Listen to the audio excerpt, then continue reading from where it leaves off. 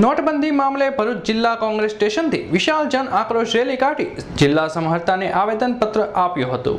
મોદી સરકારે રાતોરાત લીધેલા 500 અને 1000ની નોટબંધીના નિર્ણયથી સામાન્ય લોકોને તકલીફો પડતી હોવાના આક્ષેપો સાથે આજરોજ બપોરે ભરૂચ જિલ્લા કોંગ્રેસ દ્વારા વિશાળ સંખ્યામાં લોકોને જન આક્રોશ રેલી કાઢી હતી।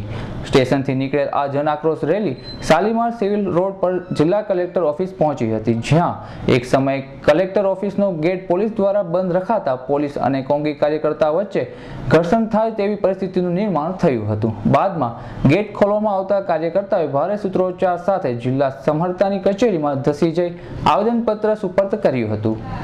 આ પ્રસંગે જિલ્લા કોંગ્રેસ પ્રમુખ રાજેન્દ્રસિંહ રાણા, શહેર પ્રમુખ નિર્મળસિંહ યાદવ, યુવા પ્રમુખ શેરખાન પઠાણ, મહિલા પ્રમુખ ધુતા રાવલ, પ્રવક્તા નાજુ ફળવાલ, અગ્રણી નેતા ઇકબાલ પટેલ સહિતના કોંગી મહિલાઓ અને કાર્યકર્તાઓએ વિશાળ સંખ્યામાં ઉપસ્થિત રહી મોદીના નોટબંધીના નિર્ણયના ધજાગરા ઉડાવી હાય હાય બોલાવી હતી। છેલ્લા 5 દિવસથી આપના માધ્યમથી અમે સતત સરકારને જગાડવાનો પ્રયત્ન કરેલો।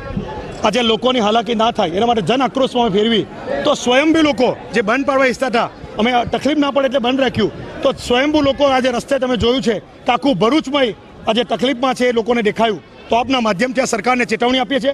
અગાઉ અમે 17 તારીખે કલેક્ટરશ્રીને આવેદનપત્ર આપેલું, પણ નોટબંધી બાબતે આજે પણ તકલીફ છે। તો મારા કિસાન માટે, મારા ગરીબ માટે, મારા મજૂર માટે આજે ફરીવાર અમે આવેદનપત્ર આપીને માંગણી કરીએ છીએ કલેક્ટરશ્રી પાસે, અને એનો નિકાલ નહીં કરવામાં આવે તો કોંગ્રેસ હજુ પણ શાંત નહીં બેસે, આનાથી પણ જલદ ઉગ્ર કાર્યક્રમ આપશે। અવી સૈયદનો રિપોર્ટ, ભરૂચ।